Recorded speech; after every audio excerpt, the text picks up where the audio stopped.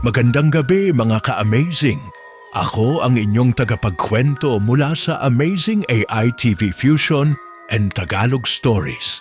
At narito tayo ngayon para sa isang kwentong magpapakaba, magpapaisip at magbibigay sa atin ng mga hindi inaasahang aral. Handa na ba kayo? Ang pamagat ng ating kwento ngayon ay Elevator ng Lagimkaya, mga ka-amazing. Simulan na natin ang kwento. Sumama kayo sa amin sa isang paglalakbay na magbubukas ng mga mata at magdadala ng bagong pananaw sa bawat kaluluwa. Huwag palampasin ang bawat sandali. Tara, magsimula na tayo.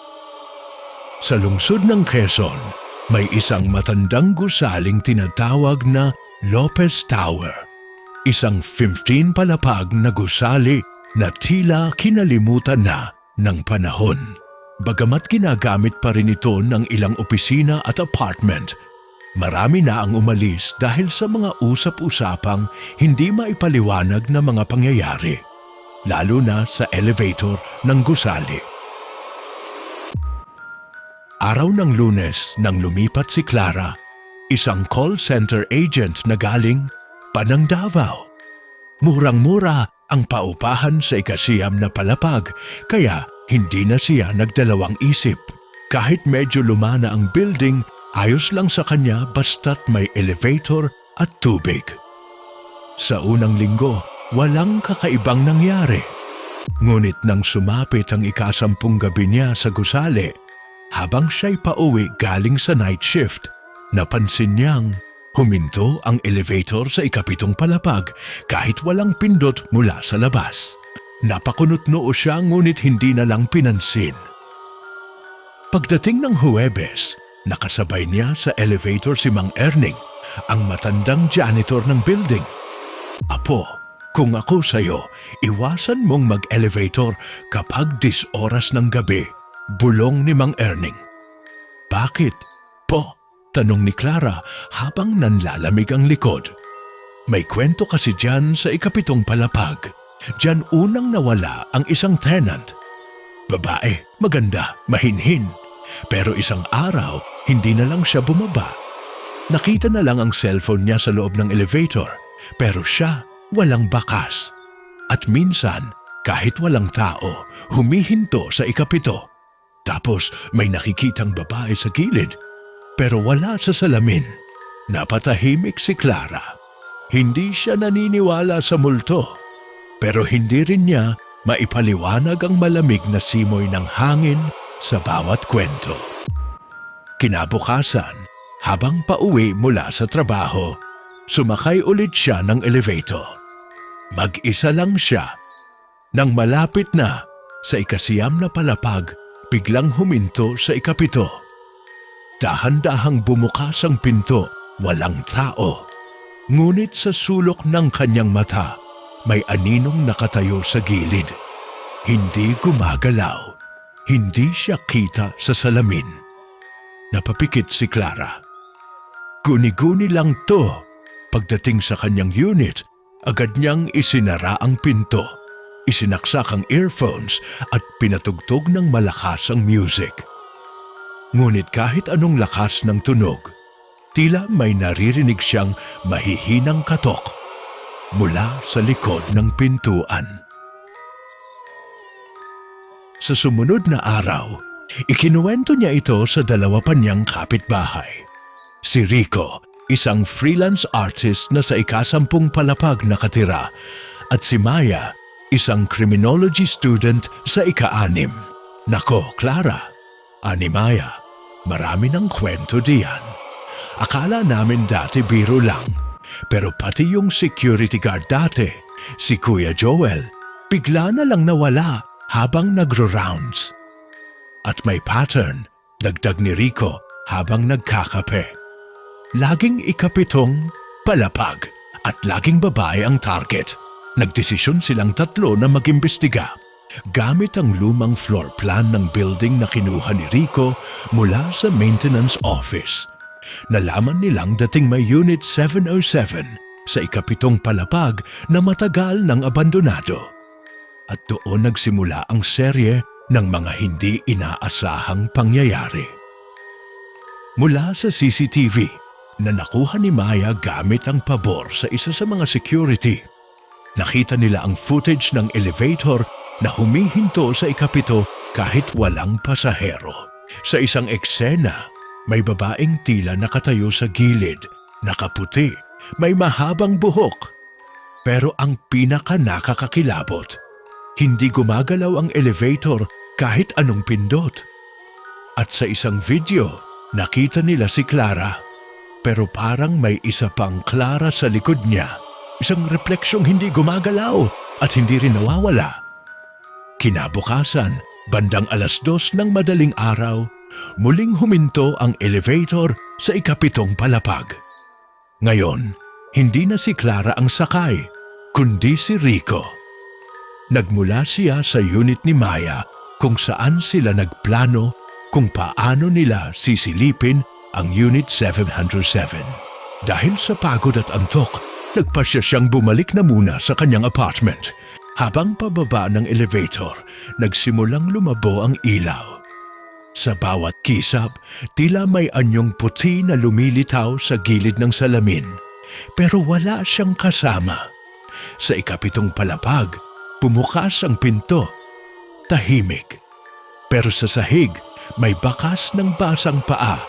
Tuloy-tuloy. Papasok sa elevator, hindi gumagalaw si Rico. Nanlalamig ang kanyang batok, nanginginig ang kanyang tuhod. May mahinang huni ng babaeng tila humihigpi. Mababa, mahaba, paulit-ulit, bigla niyang pinindot ang close ng paulit-ulit. Tik, tik, tik, may kamay na humawak sa gilid ng pinto. Maputla, manipis, at malamig na hangin ang pumasok sa loob. Mabilis siyang umatras, hawak-hawak ang kanyang cellphone. Pilit kinukuhaan ng video ang nangyayari. Ngunit biglang nag-black screen ang kanyang phone. Pagbulusok ng elevator paakyat, naglaho ang lahat ng lamig. Pagdating sa ika-10 palapag, halos gumulong palabas si Rico. Agad siyang tumawag kay Clara at Maya. Makalipas ang 30 minuto, magkakasama na silang muli. Puno ng takot ngunit determinado, pinuntahan nila ang ikapitong palapag. Tahimik ang buong floor. Karamihan sa mga units ay bakante at may ilang pintong tinakpan na ng kahoy. Ngunit ang Unit 707 ay iba, hindi ito tinakpan. Nakakandado ito pero gamit ang hairpin ni Maya, nabuksan nila. Sa loob, puro alikabok. Giba-giba na ang kisame at may bahagyang amoy ng amag at kalawang. Pero higit sa lahat, ramdam nila ang bigat ng presensya. Parang may mata na nakamasid. Gitna ng kwarto, may lumang altar, may sirang rebulto ng Birheng Maria, at sa likod nito may larawang kupas ng isang babae. Nakangiti ito, ngunit hindi abot ang ngiti sa kanyang mga mata. Siya yung nakita ko sa elevator. Mahina ang boses ni Clara. Nang halongkatin ni Maya ang drawer sa tabi ng altar, may nahanap siyang diary. Lumana, halos malutong na ang papel. Ang pangalan sa unang pahina, Celia D. Valerio, 1997. Habang binabasa nila ang mga pahina, tumambad ang istorya ng isang babaeng nawalan ng anak sa isang aksidente sa gusaling iyon. Bumagsak ang elevator habang sakay ang kanyang anak na lalaki. Walang sinisisi si Celia kundi ang sariling gusali at ang kanyang sarili. Sa huling pahina ng diary, hindi ko na kayang mabuhay pa. Ang elevator ang naging kabaong ng aking anak. At ngayon, sa elevator ko rin siya susundan. Dito sa Unit 707, maghihintay ako hanggang sa makasama ko siyang muli. Hanggang may babaeng tulad ko, Hindi mapapalagay ang aking kaluluwa. Maya-maya ay bumukas ang pinto ng Unit 707 na hindi nila isinara. Isang malamig na ihip ng hangin ang dumaan. At sa hallway ng ikapitong palapag, may babaeng nakaputi, nakatalikod, nakatayo lang. Siya na naman, bulong ni Clara. Ngunit nang igalaw ng babae ang ulo, dahan-dahan itong lumingon. Wala itong mukha, wala rin itong anino. At sa salamin sa dulo ng hallway, makikita siyang nakangiti. Pero hindi siya naroon sa totoong hallway. Hindi na nakagalaw sina Clara, Rico at Maya. Parang nawala ang bigat ng katawan nila. Parang may malamig na kamay na nakayakap sa kanila habang nakatitig sa babaeng walang mukha. Napalunok si Rico pero walang lumabas na tunog. Lahat sila tila kinain ng katahimikan ng ikapitong palapag at bigla pumuti ang ilaw, nag-flicker, naglaho. Sabay na nagsisigaw sina Maya at Clara habang pinilit ni Rico na isara ang pinto ng Unit 707 pero ayaw gumalaw. Tila may humahawak mula sa likod ng pinto. Maya'y biglang nahila sa hallway. Napasigaw siya, "Tulungan niyo ko!" Hinawakan siya ni Clara sa braso habang si Rico ay pilit pinipigilan ang pintong bumubukas ng kusa. Mabilis nilang nabawi si Maya. Pero nakita nila ang mga kuko ng kanyang braso. May tila marka ng kamay na sunog sa balat. Pagkapasok nila ulit sa Unit 707, agad silang nagbarikada gamit ang isang luma at sira-sirang kabinet. Humihingal silang tatlo nanginginig habang si Maya ay halos hindi na makapagsalita. "Hindi tayo ligtas dito?" bulong ni Clara. Nagdesisyon si Rico na tawagan si Mang Erning, ang janitor. Tumawag siya gamit ang landline ng unit. Wala nang signal ang cellphone nila. Nang sumagot si Mang Erning, tila gulat ito. "Nasa 707 kayo. Lumabas na kayo riyan agad-agad. Hindi kayo ligtas diyan." "Hindi kami makalabas, Mang Erning. Bumukas yung pinto tapos may babae. Wala siyang mukha." Tahimik si Mang Erning ng ilang segundo. "May dapat kayong malaman, Cecilia Valerio. Hindi siya basta nawalan ng anak. Pinatay niya yung bata. Napatigil ang lahat. Ako ang janitor noon. Ako ang nakakita. Sa elevator niya, ibinaba ang katawan ng bata. Sabi niya, aksidente raw. Pero ako mismo ang nakakita. Hinulog niya. Dahil sa ingay, sa iyak, sa galit. At mula noon, araw-araw siyang bumababa gamit ang elevator. Nakaputi, may dalang laruan ng anak niya." "Bakit di niyo sinabi sa mga pulis?" tanong ni Rico. Walang gustong maniwala. Lahat ng ebidensya nawala. At kinabukasan, Cecilia tumalon mula sa rooftop. Muling nagkaroon ng katahimikan sa linya. "Mang Erning, may diary siya dito. Nahanap namin," sabi ni Maya habang nanginginig. Panahon na siguro para ilibing na ang istoryang yan. Ilabas niyo yung diary at sunugin niyo. Baka yun ang kailangan para matahimik na siya. Habang hawak-hawak ni Clara ang diary, nagsimula na namang lumamig ang paligid. Mula sa loob ng cabinet may kumalabog. Minsan, 2, 3, sabay-sabay silang napalingon, may mata na sumisilip mula sa butas ng kahoy. "Rico, lighter mo!" sigaw ni Maya. Agad sinindihan ni Rico ang notebook gamit ang maliit na lighter na dala niya. Habang unti-unting kinakain ng apoy ang diary ni Celia, may sigaw na nagmula sa hallway. Isang babaeng umiiyak. "Umaalingaw-ngaw, nasaan ang anak ko? Nasaan ang anak ko?" Sumabog ang lahat ng ilaw sa buong palapag. At bago pa man sila makatakbo palabas, bumukas ang pintuan ng Unit 707 ng kusa. Sa labas, may babaeng nakatayo. Hindi na siya walang mukha. Ngayon, malinaw ang kanyang itsura. Nakaiyak. Puno ng galit at may hawak na dugo ang laruan ng bata. Bakit ninyo sinusunog ang alaala namin? Mahina pero matalim na boses nito. Lumapit siya, 1, 2, 3 hakbang. Ngunit bago pa man siya tuluyang makalapit, isang putok ng hangin ang dumaan mula sa koridor. Ang apoy mula sa sinusunog na diary ay kumalat sa sahig at parang may puwersang humigop sa babae papalayo. "Ma!" Sigaw ng boses ng bata mula sa loob mismo ng elevator. At sa isang iglap, nawala ang babae. Sumara ang pinto ng Unit 707 at bumalik ang liwanag, humihingal, luhaan, nanginginig. Tapos na ba? Tanong ni Clara halos pabulong.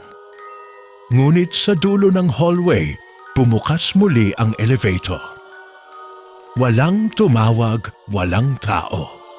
Bumukas ito at sa loob, may basang laruan ng bata nakapatong sa sahig. Tahimik ang buong hallway ng 7th palapag.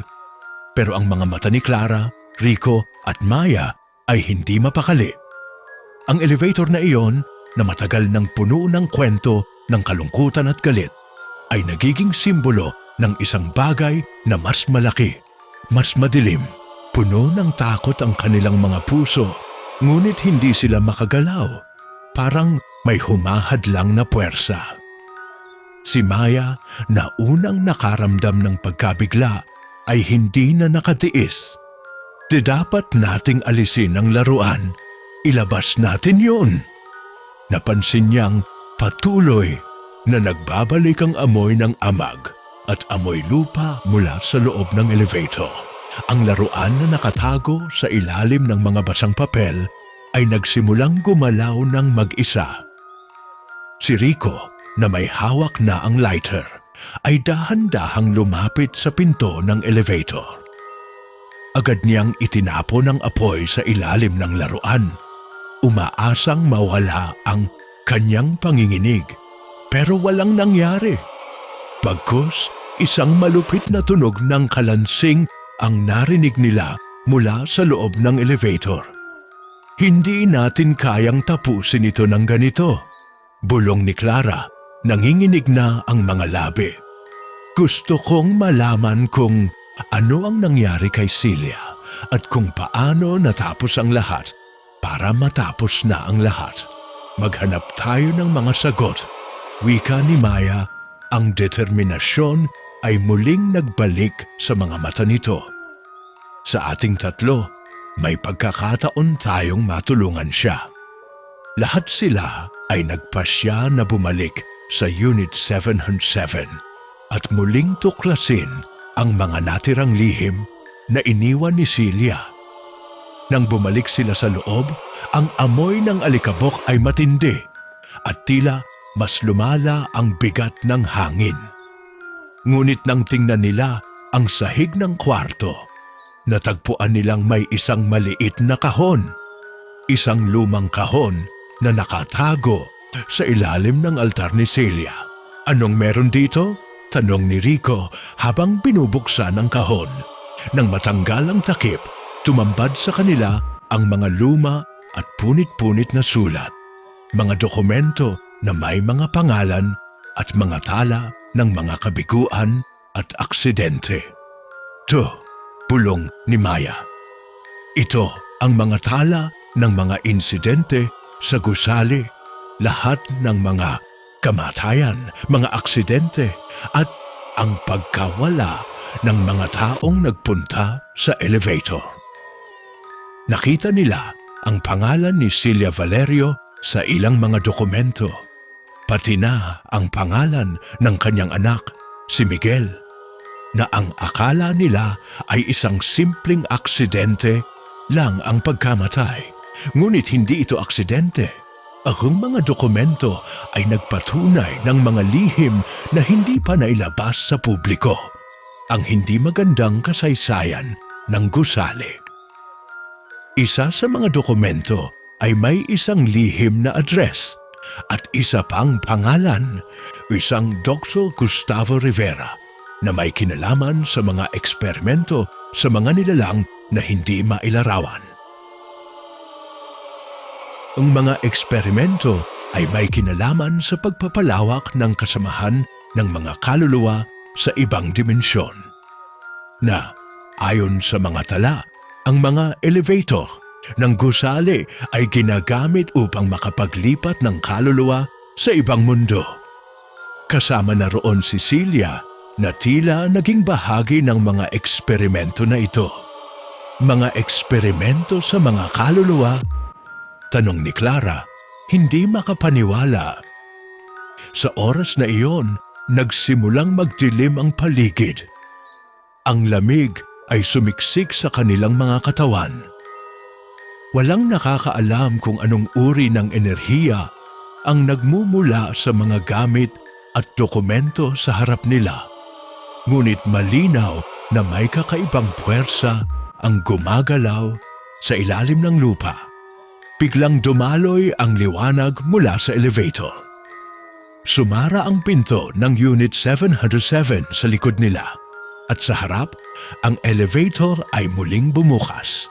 Hindi na nakayanan ni Maya ang takot at tumakbo papunta sa elevator. Pero ng mga sandaling iyon, nang tingnan nila ang loob ng elevator, si Celia mismo ang nakatayo sa loob. Hindi na siya walang mukha. Hindi siya ang galit na babae, kundi isang malungkot na inang umiiyak. "Miguel!" Sambit ni Celia, ang kanyang mata ay puno ng pasakit. Sana'y maalala mo kami." Bumaba ang elevator. Walang tinig, walang galit, walang puot. "Pumasok tayo," sabi ni Rico. Ang boses ay puno ng takot at respeto.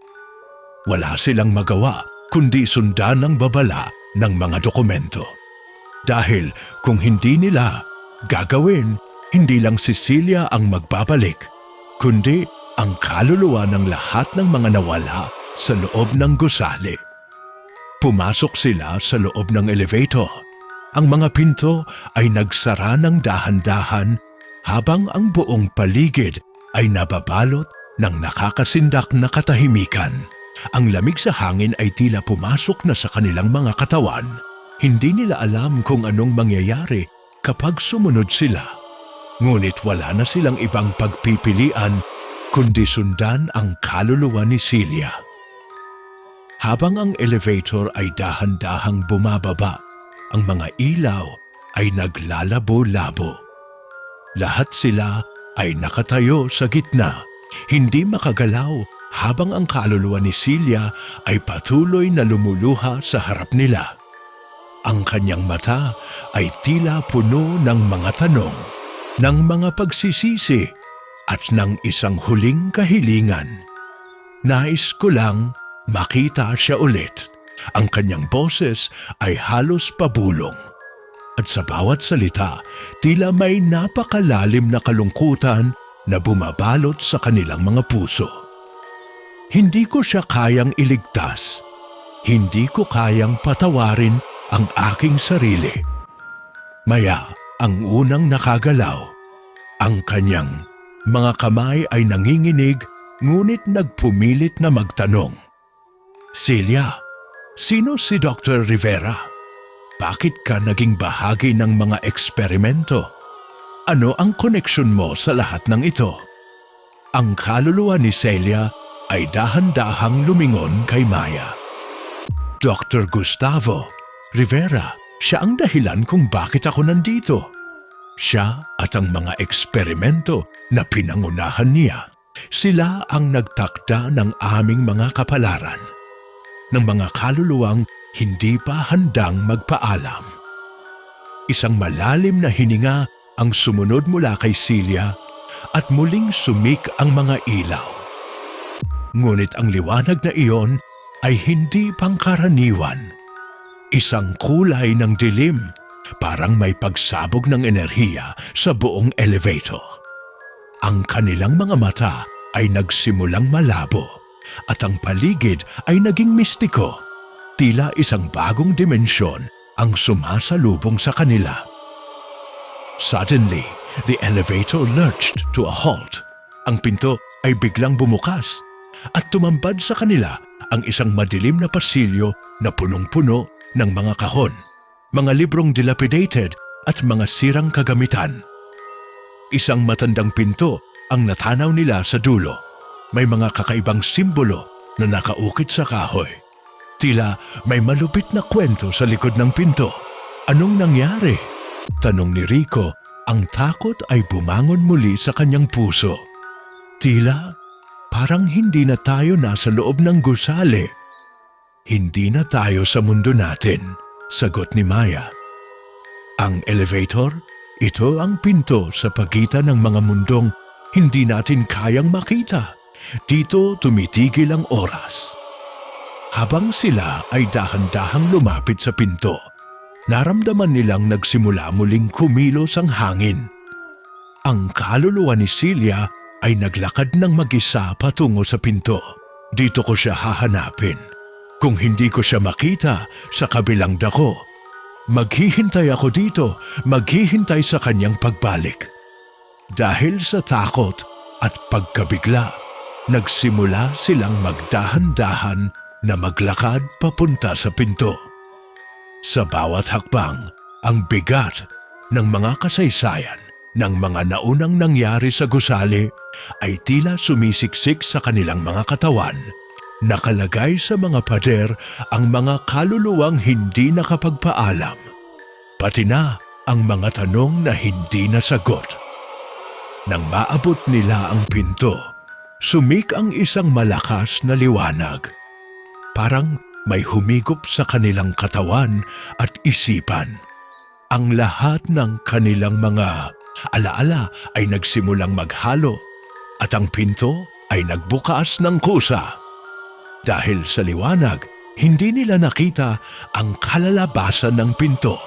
Nang magbukas ito, ang bawat isa sa kanila ay napapikit. At ang tanging narinig nila ay ang tunog ng malakas na hangin at mga kakaibang bulong sa paligid nila. Ito na ba ang wakas? Tanong ni Clara. Ang kanyang puso ay humihinto sa takot. Ngunit, bago pa man sila makapag-react, isang pamilyar na tunog ang umabot sa kanilang pandinig. Ang tunog ng isang bata na tumatawa, masaya at maligaya. Hindi ito ang takot na naramdaman nila mula sa simula. Ngunit ang isang kaligayahan na nagmula sa kalaliman ng kanilang mga kaluluwa. Miguel, wika ni Celia, tumulo ang mga luha sa kanyang mga mata. Sa wakas, matatagpuan ko na ang aking anak. Habang si Celia ay nakatayo sa pinto, tahimik at malungkot, ang mga mata niya ay kumikislap ng kaligayahan at pagsisisi. Ang tunog ng tawa ng bata ay lumakas at sa bawat pagsabog ng liwanag, nagsimula nilang makita ang mga anino ng mga nilalang na hindi nila kayang ilarawan. Mga kaluluwa, mga nilalang mula sa ibang dimensyon na matagal nang hindi nagkakaroon ng pahinga. Lahat sila ay tila nag-aantay ng isang tanda, ng isang pagkakataon. Celia, huwag mong gawin ito, sabi ni Clara. Ang boses ay nanginginig. Hindi mo ba nakikita? Hindi mo ba nararamdaman? Hindi ito ang kalooban mo. Hindi mo dapat ibalik ang mga kasalanan na ginawa mo. Ngunit si Celia ay hindi sumagot. Tahimik lamang siyang naglakad papunta sa kabila ng pinto. Ang kanyang katawan ay tila nagiging bahagi ng liwanag. Hindi ko na kayang maghintay. Ang mga kaluluwang nag-aantay sa akin ay nagsasabing makikipagkita ako kay Miguel, ang aking anak. Wala na akong ibang hangad kundi ang makasama siya muli. Ang pinto ay nagsara ng dahan-dahan at isang matinding tunog ng kalansing at dagundong ang narinig nila sa loob. Ang hangin ay pumasok sa kanilang mga katawan. Ang kanilang mga mata ay muling nagdilim. "Huwag ka, Celia!" sigaw ni Maya. At bago pa man sila makapagdesisyon kung anong gagawin, nagsimulang magbukas ang lahat ng mga pinto sa paligid nila. Ang mga kaluluwa ng mga naunang biktima ng gusali ay lumabas at nagsimulang magsayaw sa isang hindi maiwasang ritual. Nagkakasabay ang mga tunog, ang tunog ng kaluluwa na naglalakbay, ng mga patay na bumabalik sa buhay, ng mga nakaraan na hindi maiwasan. Hindi nila alam kung paano, pero pakiramdam nila ay naging bahagi na rin sila ng ritual, ng pagpapatawad, ng paglimos ng mga kasalanan, ng mga kaluluwang hindi nakahanap ng kapatawaran sa kanilang buhay. Habang patuloy na bumababa ang elevator, napansin ni Rico ang isang maliit na detalye sa likod ng pinto. Sa bawat patak ng ulan sa pader ng gusali, may mga nakasulat na pangalan. Mga pangalan ng mga kaluluwa ng mga naunang nawala sa gusali. Isang pangalan ang tumambad sa kanya. Gustavo Rivera, si Dr. Rivera. Bulong ni Rico at tumingin siya kay Clara at Maya. Siya ay bahagi ng lahat ng ito. Si Celia, ang mga eksperimento. Lahat ng ito ay may koneksyon. Biglang bumalik ang tunog ng isang malakas na alon. Sa isang iglap, nagkaroon ng kakaibang puwersa na nag-alon sa paligid nila at sa harap ng mga mata nila. Nagsimulang magbukas ang pinto ng elevator. Sa loob, si Celia ay nakatayo kasama ang isang batang lalaki na hawak ang isang maliit na laruan. "Miguel!" sigaw ni Celia at niyakap ang bata ng mahigpit. Ang bata ay tawa ng tawa, masaya, ngunit ang kanyang mga mata ay puno ng kalungkutan. Ang kanyang katawan ay tila nababalot ng kalungkutan at mga lihim. Ngunit bago pa man sila makalapit, nagsimulang lumabas ang mga kaluluwa mula sa lahat ng sulok ng elevator. Mga kaluluwang hindi kayang magpaalam. Mga kaluluwang nais magbalik, ngunit may isang bagay na humahadlang. Ang pinto ay nagsimulang magsara. Ngunit sa kabila ng lahat ng ito, nakita nila ang isang mensahe na naiwan sa mga pader. Huwag hayaang magbalik ang mga kaluluwa. Ang kasaysayan ay magpapatuloy. Ang pinto ng elevator ay nagsara ng dahan-dahan. Ngunit ang liwanag mula sa loob ay hindi na nawala. May mga anino na patuloy na gumagalaw sa madilim na espasyo. Habang nagsimulang maglaho ang mga kaluluwa at ang mga tunog ng tawa ni Miguel, nagkaroon ng isang nakakagimbal na katahimikan na pumalibot sa kanila. Para bang ang oras ay tumigil at ang mundo ay nag-aalangan kung ano ang susunod na mangyayari. Ano ang ibig sabihin ng mensaheng iyon? Tanong ni Maya. Ang kanyang boses ay may kaba. Ang kasaysayan ay magpapatuloy. Ano ang kasaysayan na iyon? Bago pa sila makapaghanda ng sagot, ang elevator ay muling gumalaw. Ngunit hindi ito bumaba tulad ng dati. Ang mga pinto ay muling bumukas at ipinakita sa kanila ang isang bagong bahagi ng gusali. Isang madilim na hallway, puno ng mga sirang frame ng larawan, mga nakakalat na papel, at mga kakilakilabot na silweta na nagmamasid mula sa malalayong sulok. Sa bawat hakbang na tinatahak nila, ang mga kaluluwa ay tila sumusunod. Nagsisiksikan sa mga dingding ng hallway. Ang mga ito ay hindi na ang mga imahe ng galit o poot, kundi ang mga mukha ng pagsisisi at hindi natapos na mga buhay. Ang mga kaluluwang ito ay nagmumulat sa kanila ng mas matinding katotohanan na ang mga eksperimento ni Dr. Rivera ay hindi lamang tungkol sa pagpapalawak ng kaluluwa, kundi pati na rin sa paglabag sa likas na batas ng buhay at kamatayan. Ito ba ang lugar ng mga eksperimento? Tanong ni Rico. Ang kanyang mga mata ay nagsimulang mag-adjust sa madilim na paligid. "Oh," sagot ni Celia mula sa likod. "Dito lahat nagsimula. Dito ako naging eksperimento ni Dr. Rivera.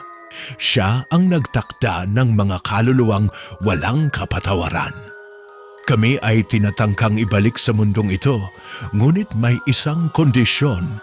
Hindi kami makakaalis hanggat hindi natatapos ang aming misyon." "Miss, yon?" tanong ni Maya at humakbang ng malapit kay Celia. "Ano ang ibig mong sabihin?" Si Celia ay napahinto saglit at tumingin sa mga mata ng tatlo. "Ang misyon namin ay magbigay ng mga kaluluwa sa kanilang orihinal na anyo. Ang mga kaluluwa ng mga nawawalang nilalang na hindi natapos ang kanilang mga kwento." Ang mga pader ng hallway ay tila sumasakit sa kanilang mga tainga. Naglalabas ng mga tunog ng kalungkutan at sigaw ng mga naunang biktima. Ang mga kaluluwa ay nagsimulang mag-iba ng anyo.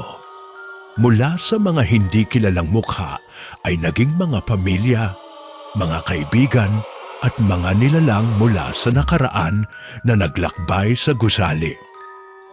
Isa-isa silang nagsimulang maglakad, parang mga alon ng dagat na sumasabay sa hangin, at ang kanilang mga mata ay puno ng pagnanasa na tapusin ang kanilang mga misyon.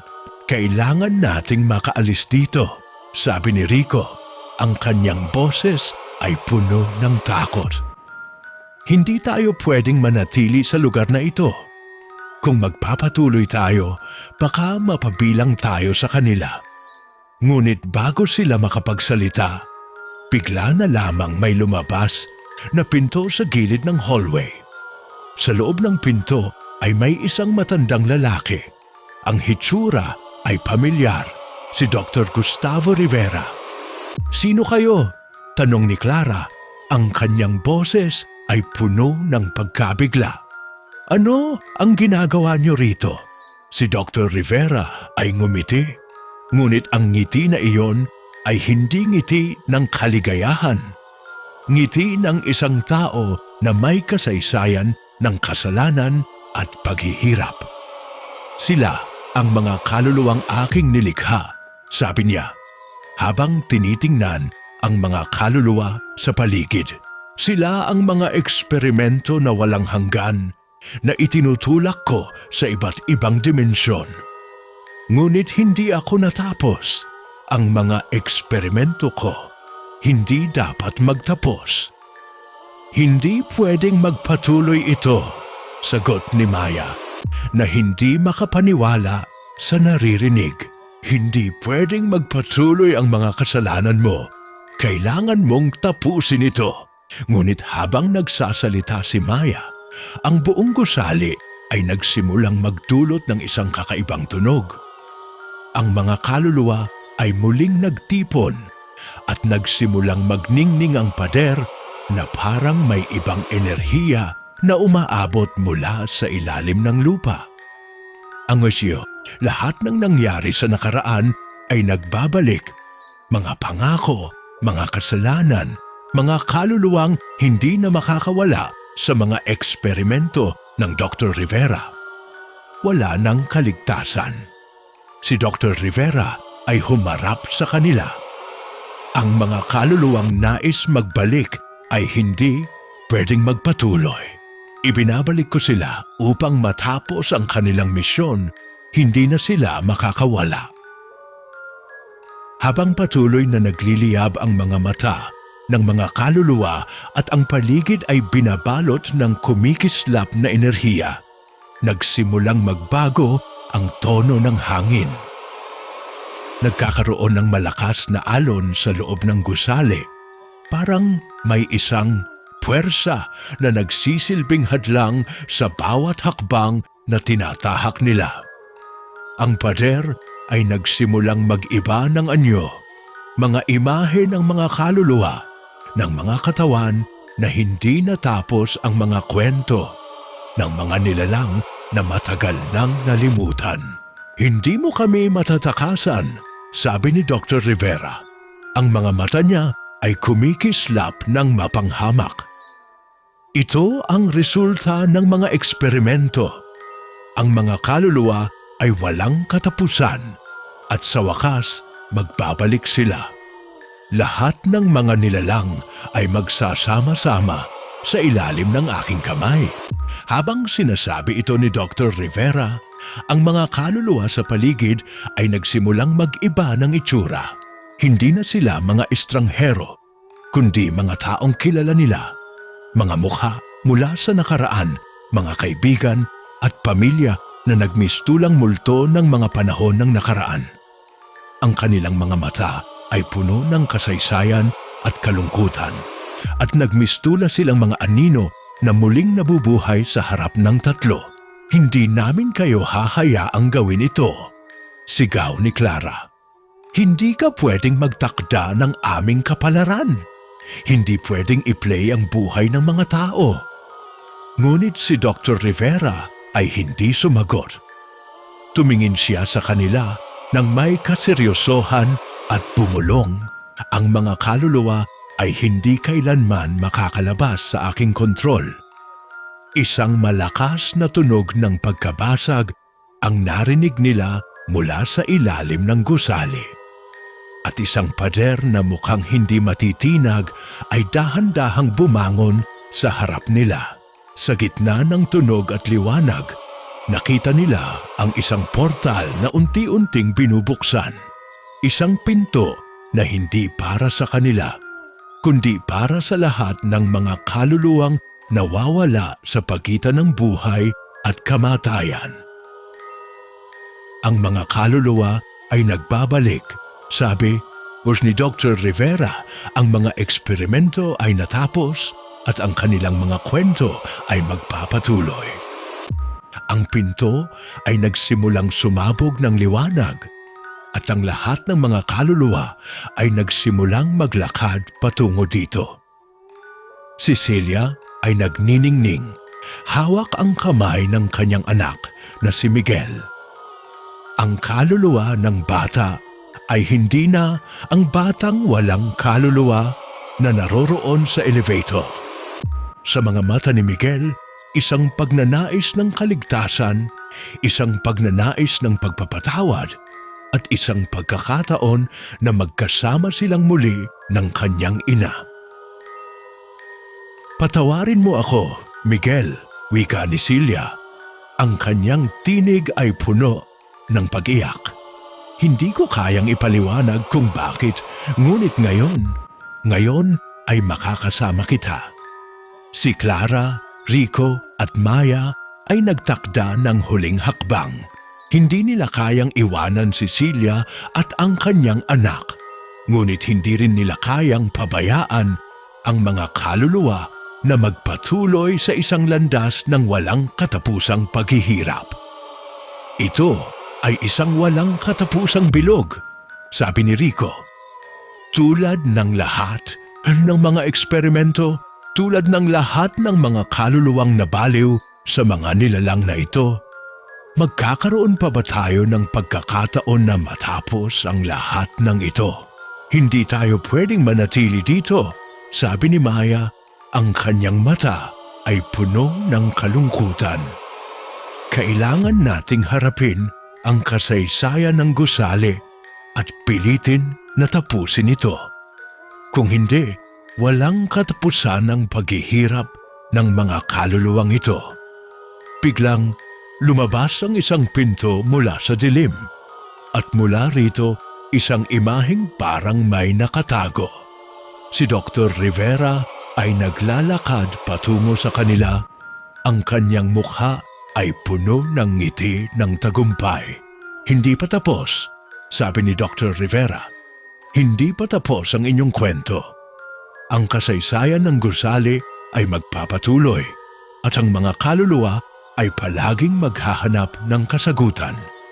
At kayo, mga kaluluwang hindi pa handa, ay bahagi na ng aking eksperimento.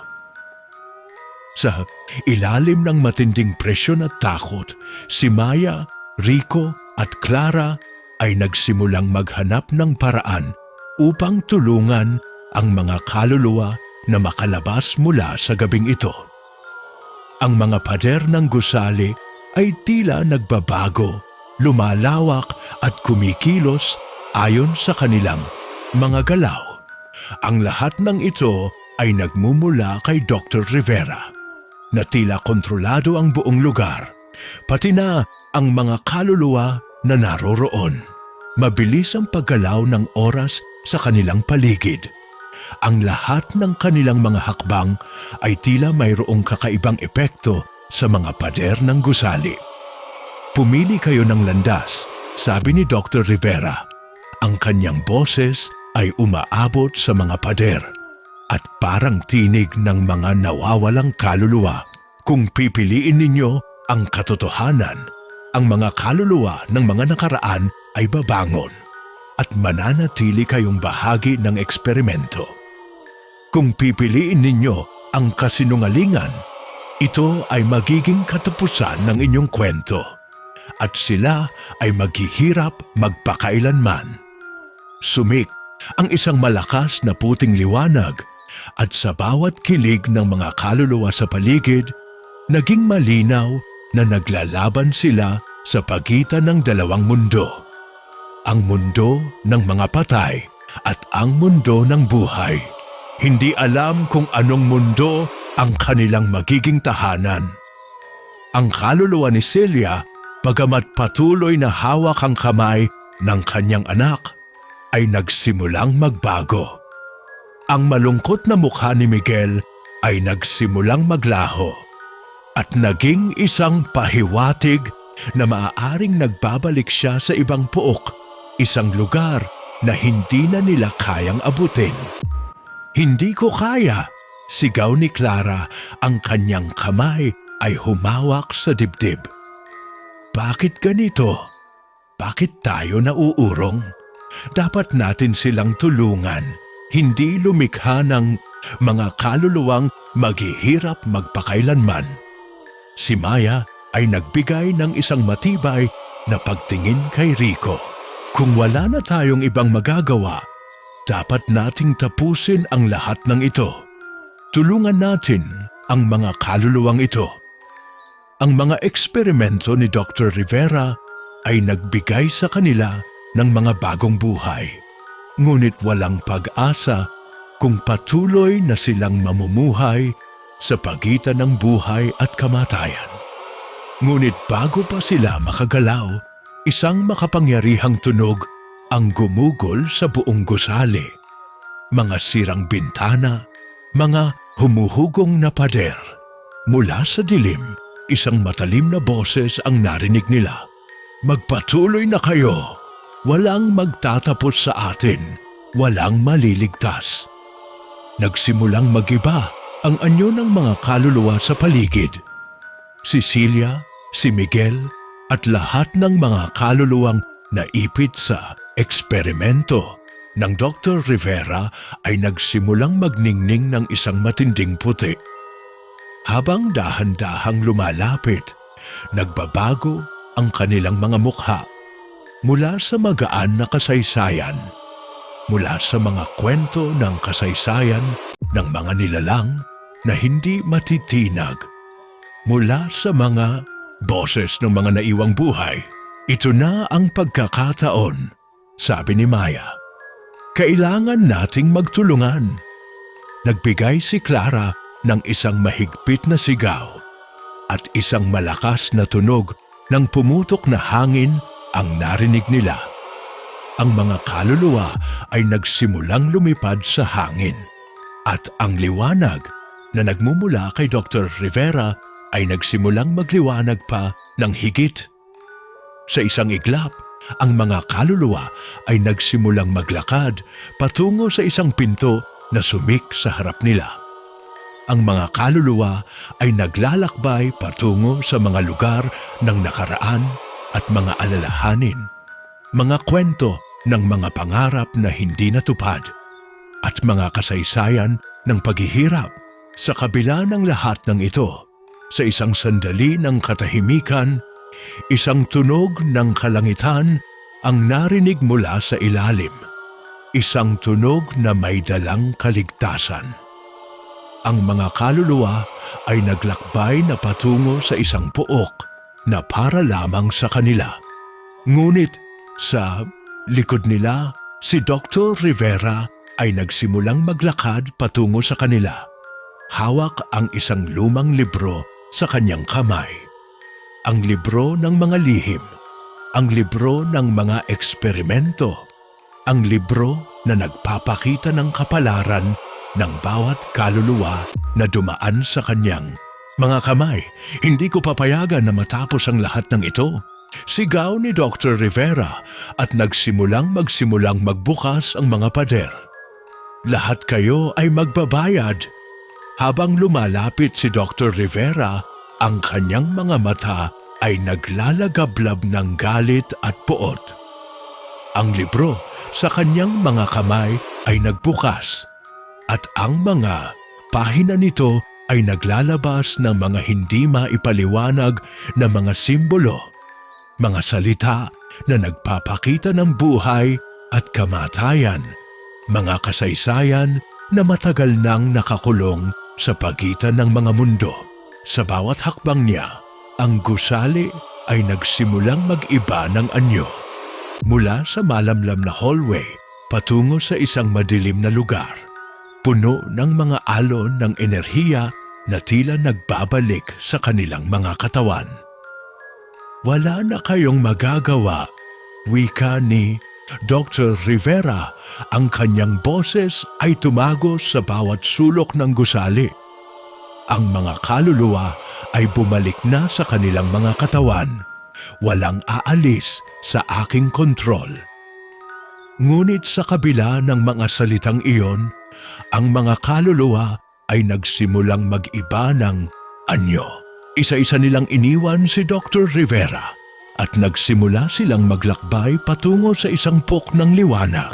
Si Celia, hawak ang kamay ng kanyang anak na si Miguel, ay napahinto sa kanyang paglakad at tumingin kay Clara, Maya at Rico. Salamat, wika ni Celia. Ang kanyang boses ay puno ng pag-asa. Sa wakas, natagpuan ko ang kapayapaan at pati na rin ang aking anak. Ang mga kaluluwa ay nagsimulang maglakbay patungo sa liwanag. Ang bawat isa sa kanila ay nagdadala ng kanilang mga kwento, mga kasalanan at mga aral na natutunan. Si Dr. Rivera na nakatayo sa likod ay nagsimulang magtaka. Ang mga eksperimento niya, ang mga nilalang na kanyang ginugol ang buhay upang kontrolin, ay nagtagumpay sa pagtakas. Habang ang mga kaluluwa ay nawawala sa liwanag, ang gusali ay nagsimulang mag-crumble. Ang mga pader ay nagsimulang magbukas at ang elevator na nagdala kay Celia at sa mga kaluluwa sa lugar ng kanilang paghihirap ay nagbukas muli. Ngunit hindi na ito ang elevator na alam nila.